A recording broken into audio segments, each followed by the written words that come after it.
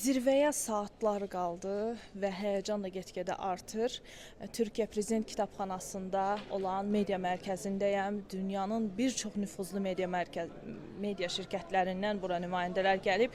Əlbəttə ki, şirkətlərin böyüklüyünə görə heyətin sayı da fərq edir. Ancaq kiçikdən böyüyə qədər bütün media qurumları burada iştirak etmək üçün can atıb. Və bildirilir ki, 3000 nəfər burada jurnalist var. Müxtəlif yerlərdə fon qurulub müsahibələr üçün, ancaq ən çox jurnalistlərin olmaq istədiyi yerlərdən biri mənə elə gəlir ki, birincisi məhz bu terasdır.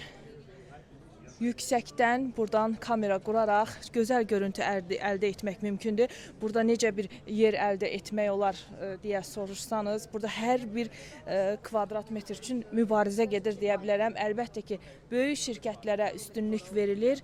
Onların texnikaları artıq burada qurulmuş vəziyyətdədir. Bəzən isə növbəli şəkildə buradan yayımlar edirlər.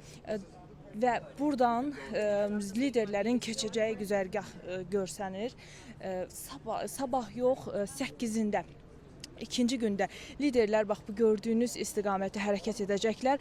Aşağı hissədə hər kəs kamerasını qurub gözləyəcək, liderlərə mikrofon uzadacaq ki, bəlkə bir reaksiya alsınlar, bir cavab alsınlar. O yerdə çox qısa kiçik bir ərazidir.